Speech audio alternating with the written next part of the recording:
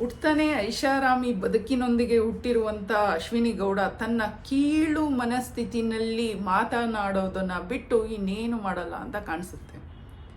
Big boss ಮನೆಯಲ್ಲಿದ್ದಾಗ ಚೀರಾಟ ರಂಪಾಟ ನೋಡಿ ಇದು ಒಂದು ಈ ಹೆಣ್ಣು ಹೋರಾಟ ಮಾಡ್ತಿತ್ತ ಅಂತ ಎಲ್ಲರ ಕೈಲೂ ಚೀಮಾರಿ ಹಾಕಿಸ್ಕೊಂಡು ಮನೆಯಿಂದ ಆಚೆ ಬಂದಮೇಲೆ ತಾನು ಗೆಲ್ಲಲಿಲ್ಲ ಅನ್ನೋ ಅಸೂಯೆ, ಗೆದ್ದಿದ್ದಾನೆ ಅನ್ನೋ ಹೊಟ್ಟೆ ಉರಿಯಿಂದ ಏನು ಬೇಕು ಅದೆಲ್ಲ ಮಾತಾಡ್ಬೋದು ಅಂತ ನಿಂತಿರುವ ಅಶ್ವಿನಿ ಗೌಡ ಒಂದು ಹೇಳಿಕೆ ಕೊಟ್ಟಿದ್ದಾರೆ. ನೀವು ಕೂಡ ನೋಡಿರ್ತೀರಾ ಅನ್ಕೊಂತೀನಿ ಯಾವ್ದ್ರ ಬಗ್ಗೆ ಮಾತಾಡ್ತಿದ್ದೀನಿ ಅಂತ.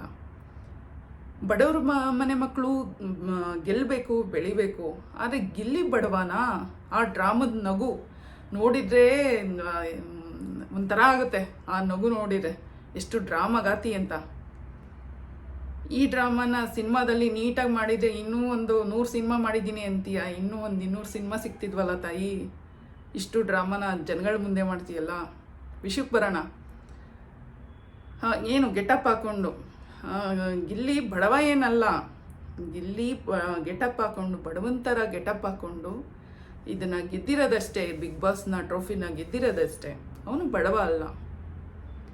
ಈಗ ನಿಮಗೆ ಇಲ್ಲಿ ಗಿಲ್ಲಿದು ಮನೆ ತೋರಿಸ್ತೀವಿ, ಒಂದ್ಸಲ ನೋಡ್ಕೊಂಬನ್ನಿ ಗಿಲ್ಲಿ ಮನೆ ಹೇಗಿದೆ ಅಂತ, ಆಮೇಲೆ ಇದು ಗಿಲ್ಲಿ ಅವರ ಮನೆ.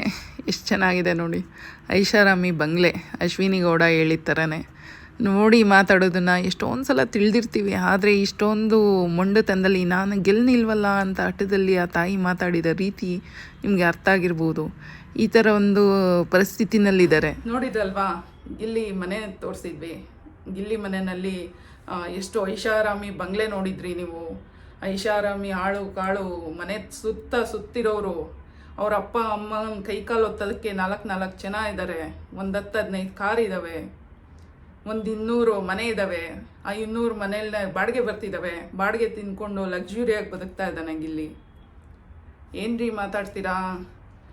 ಹೋರಾಟಗಾರರಿಗೆ ಈ ಜನಗಳ ಪರಿಸ್ಥಿತಿ ಅರ್ಥ ಇರುತ್ತೆ. ನಾಟಕ ಆಡ್ಕೊಂಡು ನಿಮಗೆ ಹೊಟ್ಟೆ ಉರಿ ಇದ್ದರೆ ಬೇರೆ ರೀತಿ ಮಾತಾಡಿ. ಅದನ್ನು ಬಿಟ್ಬಿಟ್ಟು ನಿಮ್ಮ ಪದ ಬಳಕೆ ಹೆಂಗಿದೆ? ಗಿಲ್ಲಿ ಇಷ್ಟು ದಿವಸ ಬಿಗ್ ಬಾಸ್ ಮನೆಯಲ್ಲಿ ಇದ್ದರೂ ಕೂಡ ನಾನು ಬಡವ, ನಾನು ಅಷ್ಟು ಕಷ್ಟಪಟ್ಟೆ, ನಾನು ಇಷ್ಟು ಕಷ್ಟಪಟ್ಟೆ ಯಾವತ್ತೂ ಬಂದಿಲ್ಲ.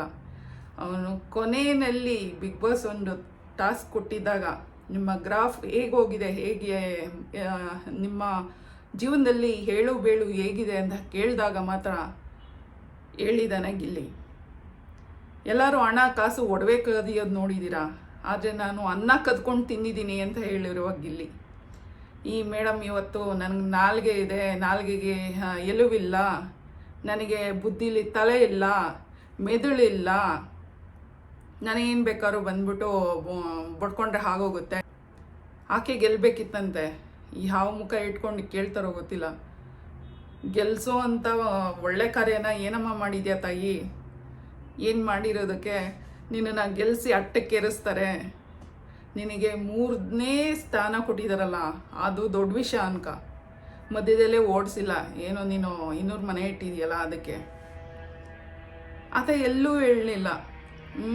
ತಾನು ಕಂಡ ಬೆಂಗಳೂರಲ್ಲಿ ಬಂದಾಗ ಕಷ್ಟದ ದಿನಗಳನ್ನ ಗಿಲ್ಲಿ ನೀಟಾಗಿ ಎಕ್ಸ್ಪ್ಲೇನ್ ಮಾಡಿದೆ. ಎಲ್ಲ ನಾವು ಕೂಡ ಊರು ಬಿಟ್ಟು ಬೆಂಗಳೂರಿಗೆ ಬಂದಿರೋರು ಎಲ್ಲರೂ.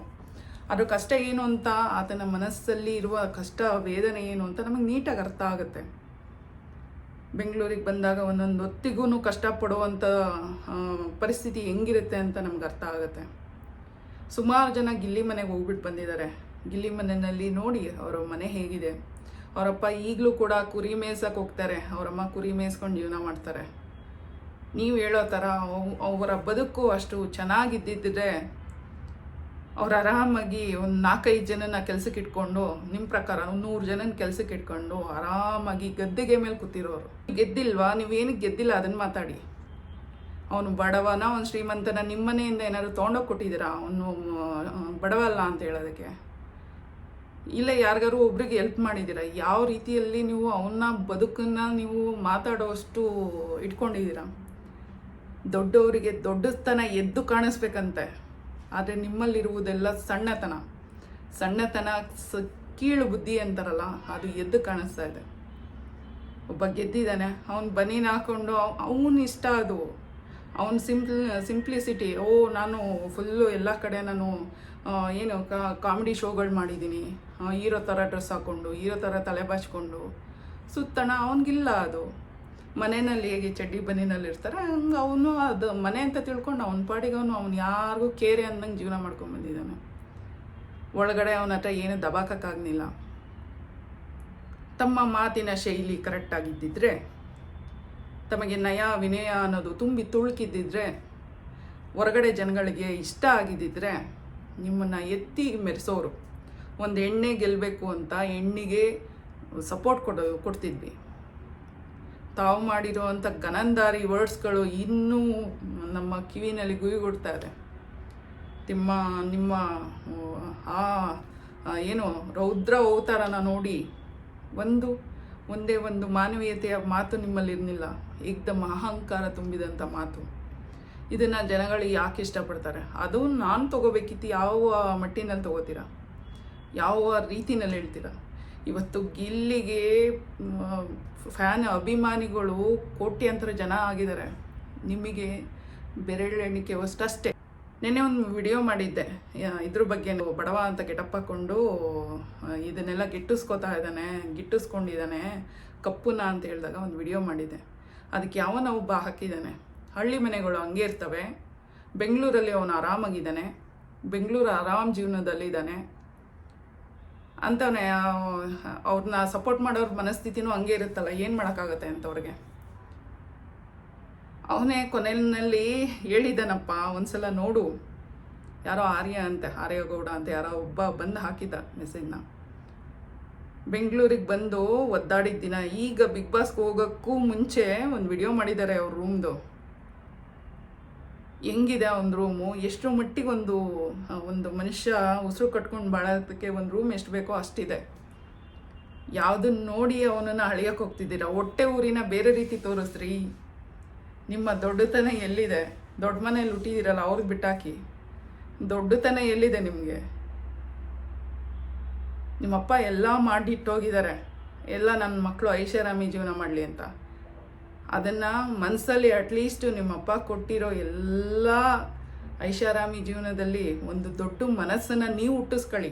ನಿಮ್ಮಪ್ಪ ಕೊಟ್ಟಿರೋದ್ರಲ್ಲೇ ಜೀವನ ಮಾಡ್ತಿದ್ದೀರಾ, ಆ ಮನಸ್ಥಿತಿನಾರು ನೀವು ಬೆಳೆಸ್ಕೊಳ್ಳಿ. ನನ್ನ ಮಗಳು ಒಳ್ಳೆಯ ಹೆಸರು ಪಡೆದ್ಲು ಅಂತ ಅವ್ರಿಗೂ ಒಂದು ಹೆಮ್ಮೆ ಆಗುತ್ತೆ.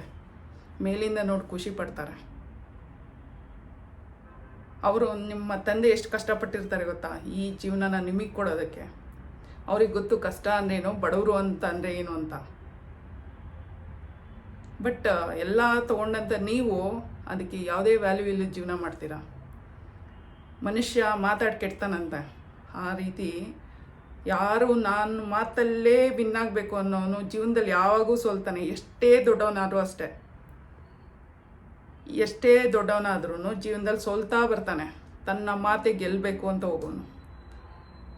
ಆ ಮಾತಲ್ಲಿ ಅರ್ಥ ಹುಡ್ಕೋನು ಯಾವತ್ತೂ ಜೀವನದಲ್ಲಿ ಎಷ್ಟೇ ಕೆಳಗಡೆ ಇದ್ರೂ ಅವನು ಎದ್ದು ನಡೀತಾನೆ. ಹೌದು, ಬಡವನಾಗಿ ಹುಟ್ಟೋದು ತಪ್ಪಿಲ್ಲ, ಬಡವನಾಗಿ ಸಾಯೋದು ತಪ್ಪಂತೆ. ಹಾಗೆ ಗಿಲ್ಲಿ ಬಡವನಾಗಿ ಹುಟ್ಟಿರ್ಬೋದು, ಮುಂದಕ್ಕೆ ತುಂಬ ಮನಸ್ಸಲ್ಲಿ ಒಳ್ಳೆ ವ್ಯಕ್ತಿಯಾಗಿ ಬದುಕ್ತಾನೆ ಅಂತ ಒಂದು ಆಸೆ ಇಟ್ಕೊಂಡಿದ್ದೀವಿ. ಮನೆ ಚಿಕ್ಕದಾಗಿರ್ಬೋದು, ಮನಸ್ಸು ತುಂಬ ದೊಡ್ಡದಿದೆ. ಅವ್ರ ಮನೆಗೆ ಅಭಿಮಾನಿಗಳು ಹೋದಾಗ ಬಂದ್ರಪ್ಪ, ಕೂರ್ರಪ್ಪ, ತಿಂದ್ರಪ್ಪ ಅಂತ ಪ್ರೀತಿಯಿಂದ ಕಾಣ್ತಾರಲ್ಲ, ಆ ಪ್ರೀತಿಯಲ್ಲಿರೋ ಶ್ರೀಮಂತಿಗೆ ನಿಮಗೆ 3 ಕಾಸಲ್ಲ 100 ಕೋಟಿ ಇದ್ರೂ ನಿಮ್ಗೆ ಬರಲ್ಲ ಅದು. ದಯವಿಟ್ಟು ನಾಲಿಗೆ ಇದೆ ಅಂತ ಆಚಾರ ಇಲ್ಲದ ನಾಲಿಗೆ, ನೀಚ ಬುದ್ಧಿ ಬಿಡು ನಾಲಿಗೆ. ಇದಕ್ಕೆ ಮುಂಚೆ ಹೇಳಿದ್ದೀನಿ ಈ ಲೈನನ್ನು. ನೀಚ ಬುದ್ಧಿ ಮಾಡ್ಕೊಬಾರ್ದು, ನಾಲಿಗೆ ಇರುತ್ತೆ ಎಲ್ರಿಗೂ. ನಾಲ್ಗೆಲ್ಲಿ ಗೆಲ್ಲೋಕೆ ಹೋಗ್ಬೇಡಿ ಮೇಡಮ್. ಈ ಆಚೆ ಬಂದಿದ್ದೀರಾ, ಒಂದು ಒಳ್ಳೆ ಹೆಸರು ಗಳಿಸಿ. ಅಟ್ಲೀಸ್ಟ್ ಬಿಗ್ ಬಾಸ್ ಮನೇಲಿ ಇದ್ದಾಗಂತೂ ಏನೂ ಮಾಡಿಲ್ಲ, ಆಚೆ ಬಂದ ಮೇಲಾದ್ರು ಒಂದು ಒಳ್ಳೆ ಪರಿಸ್ಥಿತಿನಲ್ಲಿ ಬದುಕಿ. Thank you so much video ನೋಡಿದವರಿಗೆ. ಇದು ಇವತ್ತಿನ ಏನು ಬಿಗ್ ಬಾಸ್ ಮನೆ ಕತೆ ಮುಗಿದ್ರೂ ಕೂಡ ಬಿಗ್ ಬಾಸ್ ಕತೆನೇ ಮಾತಾಡಬೇಕಾಗಿದೆ.